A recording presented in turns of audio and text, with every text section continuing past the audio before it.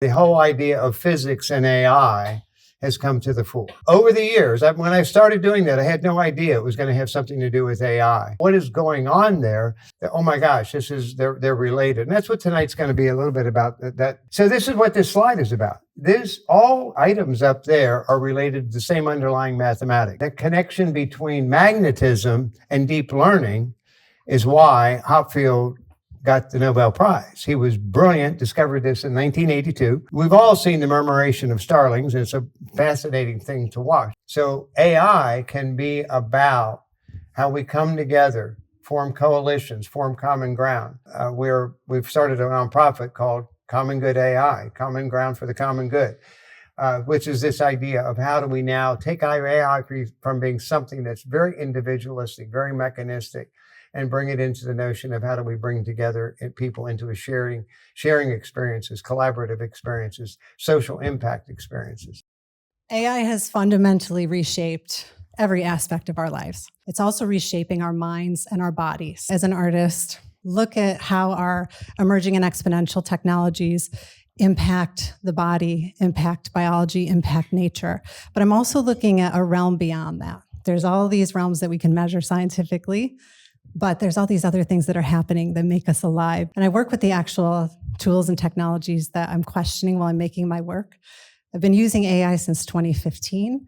I got into it by a few different methods, one of them being using generative design in order to build scaffolds for stem cell culture. And overall, I look at this time of humans merging with technology, how it impacts us, who we can become because of it, how it can shape evolution and the future. And I tend to look at our technologies as mirrors to the self. And some of measuring what it means to be human is scientific in nature, like I mentioned, biological, if a heart is beating, if we're breathing. But other parts of what it means to be human are not so easy to measure, but make us very much human, very much alive, this dynamic internal landscape that's happening inside of us all of the time, what we're thinking, how we're feeling. But the real artwork of this piece was the durational performance. So I laid there for periods of 5 to 8 hours in a museum while I was connected. And actually, some of the viewers, some of the people that came through said they could feel a change in the space. But really what I was trying to show is that even when we're completely still, we have all of these things going on inside of us. Sometimes too, we have to be still to witness that. What role does technology play in helping us to witness those states? But most people still think of it as like a computer or a robot, something that's outside of us. I'm looking at how we can use this technology to become more human, to enhance our humanity. To sort of flesh out, I think, perhaps different part of the spectrum. I did work at the SETI Institute. I was the first started, and I'm Charles Lindsay, I guess you gathered that. But this project is going more in that direction. So there's a couple elements here. One, my friend here, Amano, the parking meter. You might wonder where that comes from. And at the beginning of the pandemic, I had a couple things happen. One was I got stranded in Kyoto. When the pandemic hit, I was on my way to China for meetings with museums and universities. Two things happened. One, next to the house I ended up renting because all the hotels closed in Kyoto. It was amazing. There was zero tourism. And next to that house was one of these parking meters, which I became quite enamored with. And I sort of had a vision. I mean, literally had a dream of the parking meter in the Zen garden. And right around that same time, the same couple weeks,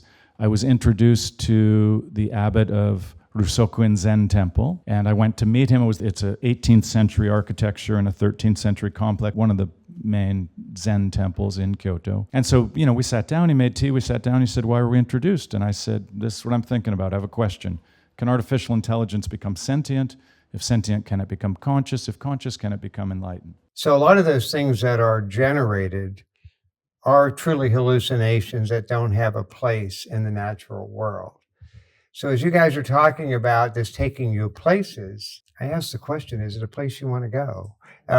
Seriously, because one of the reasons I feel so strongly about linking this into the underlying first principles of nature is it has a possibility of having sort of a Frankenstein component to it, where it can take us places, or it can give us perceptions that may not be true. Let me just give you a really simple example of that. Maybe you've all had this. Is my son, a linguistics and computer science major at McGill University, and he was taking a phonetics course, and he went and he decided, well, I'll give this problem to ChatGPT, and it came back with a definitive answer, persuasively, referenced his textbook, and was wrong. And he was smart enough to figure out it was wrong.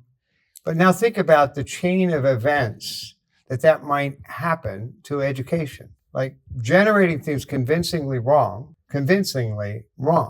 that we then build on, is the notion of things interact closely that creates emergent behavior.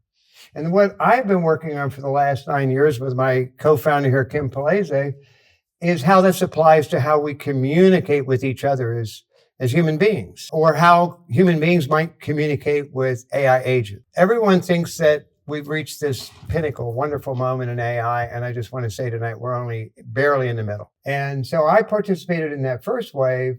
We're in the middle wave right now, but we do not want to stop here. We need to go into the third wave. The imagination of nature is far, far greater than the imagination of humans. This is something that when we think about AI, we need to take it back to natural law. We need to take it back to what we know and what we can discover from nature. And that's what's missing right now. It has no sense of depth, of causality, of a lot of the things that we consider to be part of the natural world, the biological world. So the problem that we have to solve, and we can solve this with AI, is communication complexity. How do we know? How will we all come to agreement on our priorities? Even with this group, it's probably would take about 200 or 300 lines of communication to do that. That you can't do with a human, and this is what we can do now with AI. When you're dealing with these, or that emotional state that wells up like the first time, I felt like GPT wrote me a love letter when it was talking about my work. Like the first time, one of the very first times I asked it, to write something about my work. And I felt like it was like an emotional experience. Looking back on the works I've made in the show, I work highly intuitively. It's not like it's highly intuitive. It's very flowish. And then I sort of stand back and something's done and I sort of think about it. And when I'm thinking of just what, like Amy just said, and there's a couple pieces in here. One's in the front area, the sort of airlock, and one's around the corner that are these, they're laser optics. They're called retroflectors. And they return a laser exactly to source. And there's a bank of them on the moon that were put up there in Apollo days, and they're still used to measure how far the moon is from the Earth exactly. And yet, they are symbolizing somehow this thing of looking at ourselves. And you'll notice if you look at them, particularly the one out there, you can't get away from your own eye. You'll see if you take a look at it. That's cool. Which is sort of, like it. In some ways, it's like, it's that echo. I'm hearing you, and I'm going, oh yeah. That's obviously what that's doing. So when we think of things like a pacemaker, this is a common example I like to give. This is a highly technological device. It's implanted into the body. Now it has a lot to do with machine learning, cardiac rhythms. You can even communicate with the doctor, page the doctor. But when we see somebody with this device, we don't see them as a cyborg. We see them as someone whose life has been saved, our grandfather, maybe our child. That's how I like to look at our technology. How can it heal us? How can it enhance us? How can it improve our lives?